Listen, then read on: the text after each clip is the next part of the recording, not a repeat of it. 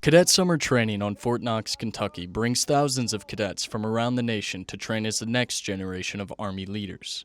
While their personal stories for serving may differ, there is one commonality between every cadet. Each one of them is a student at a university pursuing their academic degree. To demonstrate their invested care in their ROTC programs, university leaders from around the country were invited to Fort Knox on July 16th through the 17th as part of the Centers of Influence visit. Over the 2 days, university faculty participated in various training exercises, such as the 64-foot rappel tower and the field leader reaction course. There you go. Yep, perfect.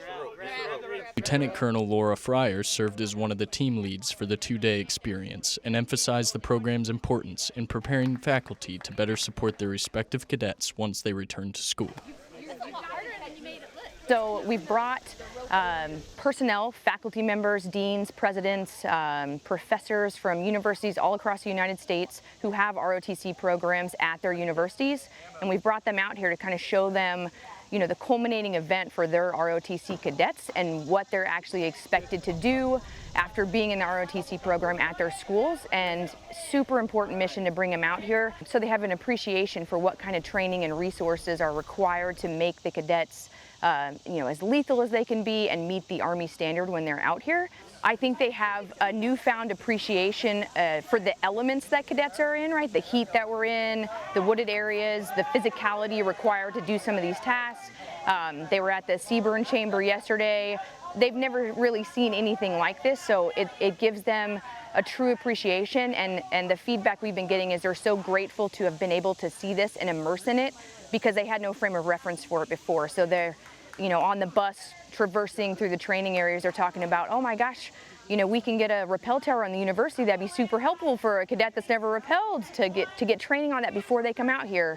Or smokeless ranges on our campus should be easy to do to help them with their marksmanship. So they're able to see firsthand all the resources that they may have at their disposal that they didn't even realize ROTC would need, that they can help procure for the programs. And so the wheels are turning in all these faculty members because they now have an appreciation for what the cadets do.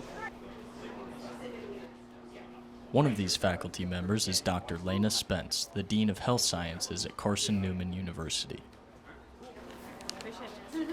This is part of the Center of Influence training. Its main objective is to really help pair academics and strengthen that relationship with our ROTC programs. It's really key that we have the ability to understand the requirements of our cadets, understand what our students are going through, and that helps us to learn how we can best support them and how we can help them to thrive and ultimately reach their degree, and do that in a way that helps them be successful both here and in the classroom. The rappel tower was personally challenging for me because not for fear of the splat at the bottom, not that I didn't trust the equipment or the people, it's the ledge, right? It's that first step. I'm so scared. And I think that that's true with many meaningful things in life. When we stand there too long, when we wait, even if we believe something good is coming, even if we know that the trip's going to be worth it, even if we believe the reward to be super exciting and amazing, doesn't matter, because that first step's still a doozy. And so for me, it was conquering that fear of the first step. We can learn things a lot of different ways, but there's nothing quite like experience as a teacher. And so when you have an opportunity, even on a smaller scale, to experience that to some degree, the empathy, the respect that you have for these students, and a more deep understanding of how I can support them really comes through. Clear. It takes a team. We were just working on one of these obstacles that's really primarily built on strategy and team building. It takes a lot of trust. How do I build trust quickly with people who I just met yesterday? How do I get the communication to be clear and direct so that we're on the same page and we limit confusion to ultimately achieve the mission? So those are things that are really valuable no matter what setting we're in, and being able to practice it in this environment was really impactful.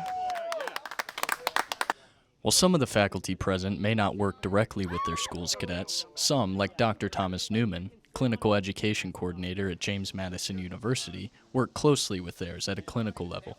I've actually had the opportunity to run into a couple of my cadets, and it's been really neat to talk to them and have that experience to catch up. But I think from a sports medicine, so as an athletic trainer, one of the things working with them clinically, when they see me in the field or when I'm going on a ruck with them during ROTC back at our university, that's one thing, right? It's part of the job. But if they see us out here coming to see them in their environment, I hope that takes it to the next level where they know we're invested in them and their futures. I don't know if there's a challenge that we as a group haven't overcome in terms of going down the rappel tower or shimmying up a rope or whatever that might be. I think the challenge is just, leaving any preconceived notions to the wayside in terms of what the expectations were. Just having an open mind and experience and learn. And I think that is the most important part of having this type of experience as a civilian, to get a better understanding of what cadets and what the Army is doing to prepare the next generation of officers. Reporting for Cadet Command Public Affairs Office, Andrew Berger, Ball State University.